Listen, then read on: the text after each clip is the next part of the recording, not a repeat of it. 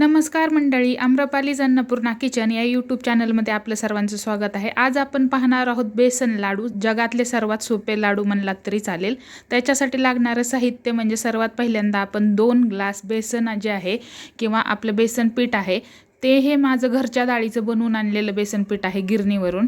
तुम्ही विकतचंही बेसन पीठ वापरू शकता, हिरा बेसन पीठ, कुठल्याही कंपनीचं बेसन पीठ।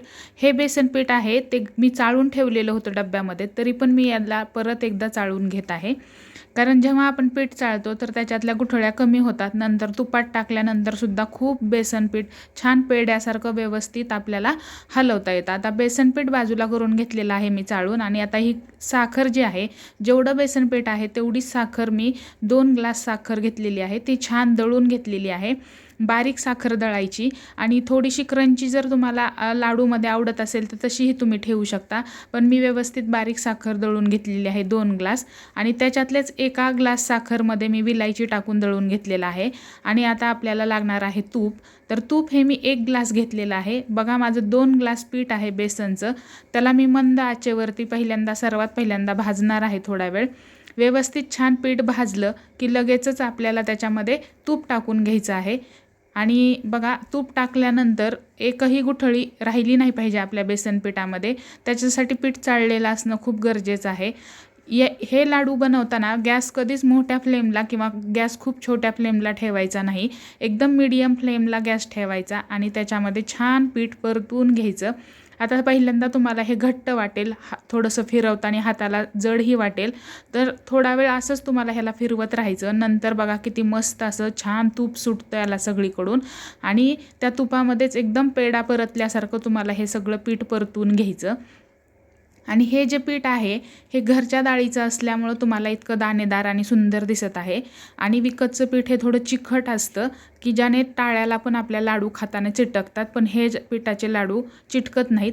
तुम्हाला सेम असं हवं असेल तर तुम्ही गिरणीतून दळून आणू शकता आणि बनवू शकता घरच्या पिठाचे सुद्धा। आणि आता बघा, हे छान भाजून घेतल्यानंतर एक स्मेल यायला सुरुवात होते, तेव्हा तुम्हाला गॅस ऑफ करायचा आहे।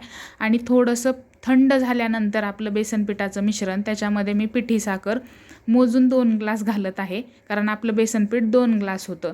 आता ह्याचं जे प्रमाण आहे ते बघा, 2 ग्लास बेसन पीठ, 1 ग्लास तूप आणि 2 ग्लास साखर, याप्रमाणे फिक्स प्रमाण घ्यायचं आणि बनवायचे बिनधास्तपणे। याच्यात कुठलीच चूक होत नाही, कारण आपण पाकातले लाडू बनवतो तर पाक कमी जास्त होणं, साखर कमी जास्त होणं हे खूप प्रमाण वाढतं, पण बेसन लाडू हे सगळ्यात सोपे लाडू आहेत आणि खायलाही खूप टेस्ट लागतात तुपामुळे।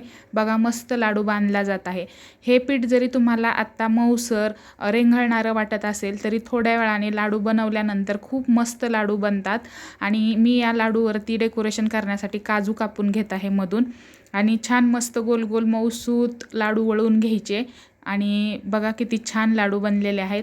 आणि एक 15च मिनिटांनी, कारण आत्ता सध्या उन्हाळ्याचे दिवस आहेत, त्याच्यामध्ये तुम्ही लाडू बनवाल तर तुम्हाला कळेल की पीठ थोडं रेंगाळल्यासारखं। हिवाळ्यात लाडू बनवाल तर तुम्हाला तेव्हा वाटणार की पीठ थोडं सक्त असल्यासारखं। तर ज्या सीझनमध्ये तुम्ही बनवाल त्या सीझनप्रमाणे ह्या लाडूचा आकार वेगवेगळे होतात, पण नंतर हा लाडू सक्त होतो, छान मस्त आपला एकदम खायला टेस्ट लागतो। आणि बेसन लाडू तयार आहेत। तुम्हाला जर रेसिपी आवडली असेल तर चॅनलला लाईक, शेअर आणि सबस्क्राईब करायला विसरू नका। आणि घरी नक्की बनवून ट्राय करा आणि मला कमेंट करून सांगा की तुमचे लाडू कसे बनले आहेत, आणि एन्जॉय करा। धन्यवाद।